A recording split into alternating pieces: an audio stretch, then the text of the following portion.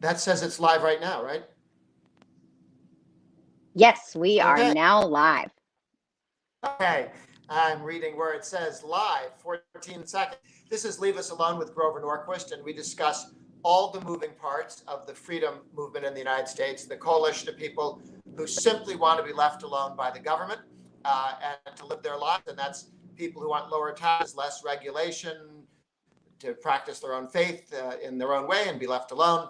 Second Amendment community, all the very vapors, everyone, if you ask them what's your vote moving issue, they say want to be left alone on X, you're in. And we want to talk.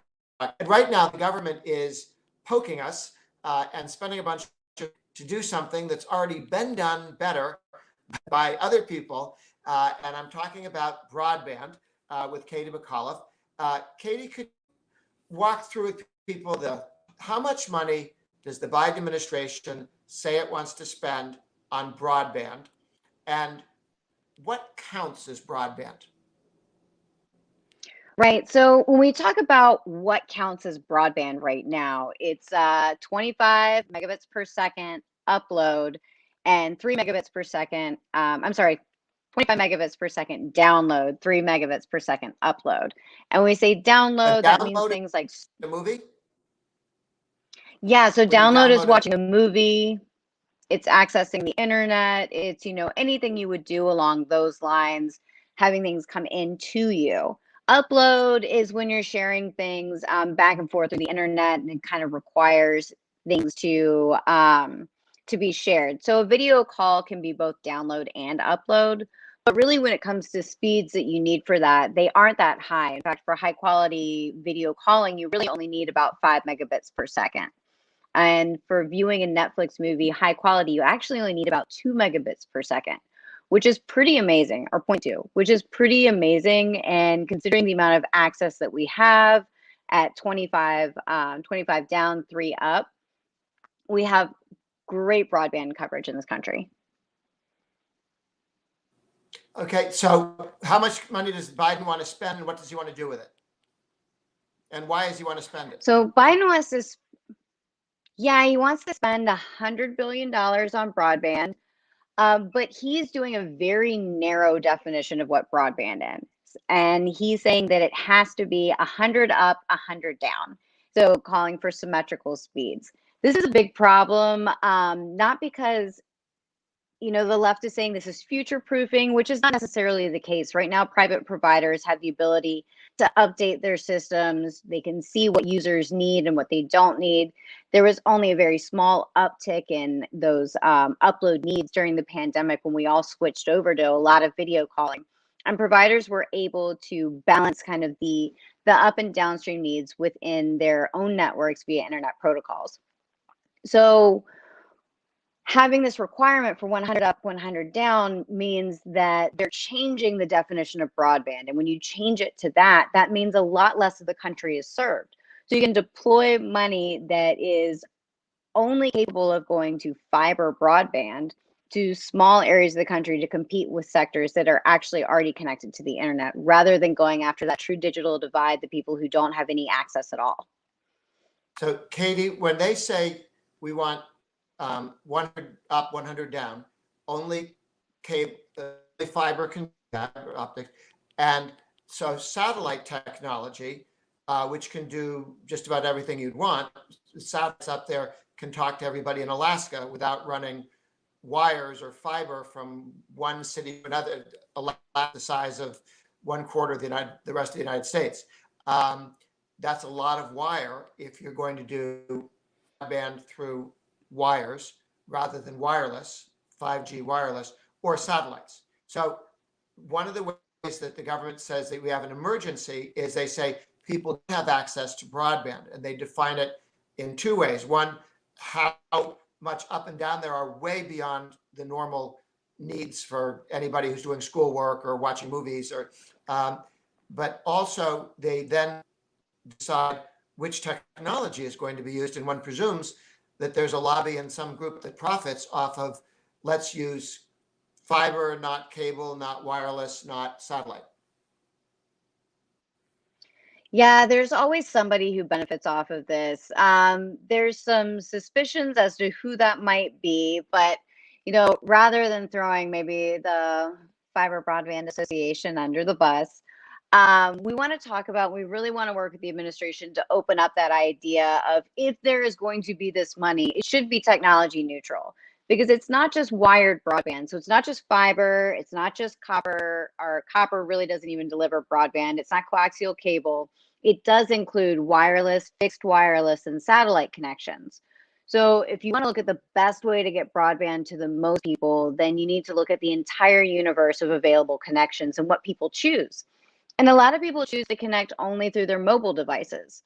You can have just a mobile only subscription on your iPad or your iPhone, on your tablet, on any phone that you want to use. You can have just a mobile subscription. And often, I only use my tablet to connect to the internet. There are lots of different ways that people choose to access the internet, where they choose to do this. So opening up that sector, you talk about satellite. There are about 1,400 satellites launched already by Starlink. Project Kuiper from Amazon is about to get off the ground, and HughesNet is already up there. So there are options for satellite broadband, and those get to those really hard to reach areas. So firefighters in the state of Washington, they were testing out the Starlink satellite connection, and they said it was easy to set up within 10 minutes. Their first responders could use it in the most remote, most dangerous areas. So that's getting to a lot of really rural areas. It's getting to a lot of tribal lands. So it's really important to look at these. The other thing is fixed wireless, and we don't talk about that a lot, but a lot of small rural providers use a fixed wireless connection. And that's, they set up a tower that's accessible on somebody's property, and that creates that wireless connection for them. So they don't have an actual fiber or coaxial cable coming into the home, but they do still get internet access that way. Okay, so $100 billion the government would like to spend. What do they plan to do with it? And are there things that make more sense? Look, it's a total drop in the bucket, really, when you think about how much the private sector's been spending. Between 1997 and 2017, the private sector spent $1.3 trillion on investing and upgrading their networks. And so if you look at this 100 billion for some of the most remote areas, if you're talking about laying only fiber, that can cost between $20,000 to $60,000 per mile. So looking only at wireline is really not the way to go to connect people. If you're going to use this money, it should go to building out the edges of networks that already exist, or really focus in on the connections that people want and building out the networks that last mile to get there. And so there are lots of different technologies that can do that. And then, I talk about that 1.6 trillion, but in 2018, after the so-called net neutrality regulations were lifted, just the wireline industry alone, their investing had dropped to 74 billion, which was levels not seen since 2008. After the so-called net neutrality regulations were lifted, they immediately reinvested $80 billion into their system in 1 year. So that $100 billion, it might sound like a lot, but the private sector is doing a lot. And that's just wireline. On the wireless side, not counting spectrum auctions, they're investing about 30 billion a year to get 5G going. So one thing that they could do with the infrastructure plan is the dig once. And dig once means that you kind of put out the call to the private sector and say, hey, we are opening up the conduit on the bridges, on the roads. We're working on this building. Come through, lay the cable, lay the fiber, add your 5G cell sites. That's something they could do that doesn't cost the taxpayer money, but also increases connectivity.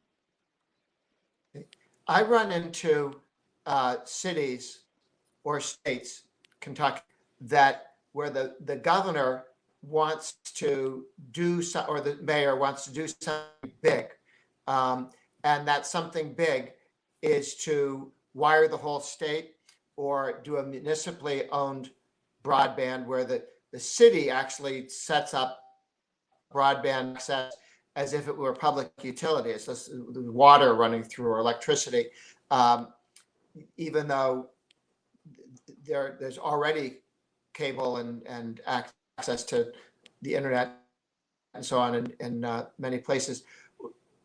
What has happened? I know some of those have crashed and burned and sold for $1. Why do cities or Kentucky want to do this thing, that if they looked and watched other cities do it, they'd see them spend a lot of money. It's not their expertise, with a lot of money, end up with debt, and then eventually they don't have it work, so they sell it to a company, Google, who can build on it and actually make something out of it after the government has failed. Provo, Chattanooga, Yeah, what's there are a lot of situations like that, where a locality gets sold the idea that by building out their own citywide broadband to compete with the private sector, that somehow their competition is going to bring prices down overall and they're going to be able to offer a cheaper service to their residents. What really ends up happening is the networks are much more expensive to build than they think they're going to be, and the upkeep is very expensive. It's not like electricity where you can put in the electric lines and they last for 80 years. You have to do updates for efficiency and efficient delivery constantly. So cities kind of get in over their heads. They don't understand the technical needs, what they're going to need going forward. And it ends up costing a lot of money. And taxpayers, whether they subscribe to that service or not, they end up paying for it. They end up paying for it sometimes through their utility rates, in their taxes. You mentioned the $1 network Utopia in Utah. Taxpayers are still paying that off, paying off the loan, paying off the build outs that they had for that, even though the network got sold for only $1. So it's really a raw deal for taxpayers. It doesn't bring in the kind of investment or the kind of growth that cities think it's going to. It sounds like a great, shiny, flashy, wonderful idea. And, you think more networks, more competition. But when you can actually subsidize the cost of the network, something that would be criminal if the private sector did it. They subsidize the network off of taxpayer dollars and try to bring the prices in to undercut their competitors. But that's not what happens because fewer people end up choosing those networks. And it's unlikely that the government that runs the post office is going to be the low cost producer, since government employees tend to get paid more than non-government employees and work less. So they're not, if we already had UPS and FedEx, I'm not sure you would argue, let's invent the post office to keep prices down. And yet that's what they're arguing for, is a government less flexible structure to compete with very flexible, comparatively, very flexible structures. In the Music Man, there's the guy who goes from town to town and sells everybody on the idea of buying all his music equipment so they can have a band, and then he leaves. We've seen the wreckage of where some Music Man comes in to sell a town on broadband, and your kids will all be smarter at school, and all the high-tech companies want to move here. And then, of course, the government tries to make this work. It doesn't work. It's more expensive, but that the money, digging up the ground and putting wires in, has moved on to another sucker in another city. And now that the cities are not and stupid it's so enough to do much this, more expensive than people think. Well, and you look at, like, a lot of times there's the comparison with the electric network, with the electric grid, and we can broadbandify the country the same way we electrify the country. And that's not really how it works. And if you look at the difference between electricity and internet, which one would you say is more innovative? There are a lot of things that we could be doing on the electric grid to innovate, to employ new technologies, to use less energy. We could have smart grids. We could have, different ways of managing that. But we don't, because when it comes to the electric grid, you have a monopoly, you have rate regulation, and they don't update, they don't upgrade. You have the same electricity that we've always had. So do we really want our internet infrastructure to work that way? And we really don't. We want private sector investment. We want private sector upgrades. Well, and when you have electricity, I'm not sure electricity can come wireless, satellite, and wire, right?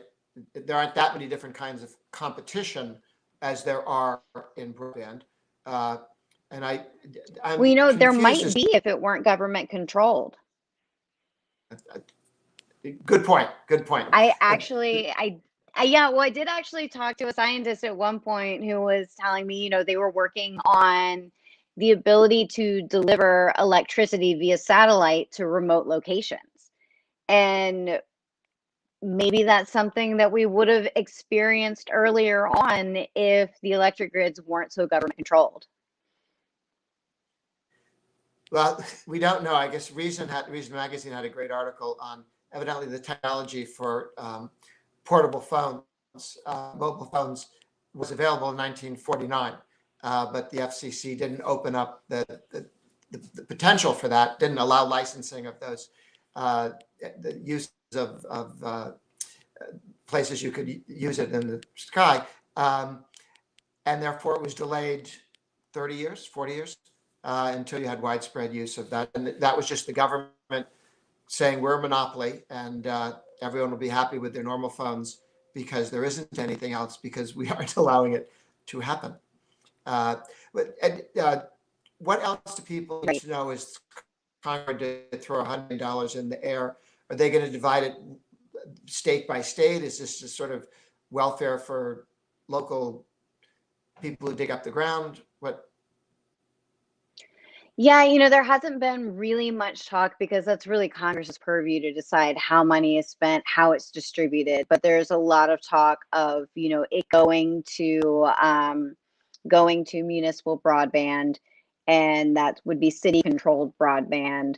Um, and they're saying that this would go to unserved areas, but it could also go to underserved areas, or there's been a lot of talk about lack of access or affordability in inner cities, and it could end up there where there are already plenty of networks that are operating. And the way that you get to affordability through is not through building new networks. The way that you get to affordability, if affordability is problematic, like if you're struggling to eat, broadband is not going to be your first choice, right? You're going to worry about getting food first. And the government has a safety net that's there for those people. And we might want to look at a voucher program that's more competitive, so that that folks can decide what kind of internet works best for them and that they can get there. Now, that's what the emergency broadband benefit looks like that's coming out of the FCC right now for continuing dealing with COVID and going back to while we were really in the throes of COVID and the pandemic.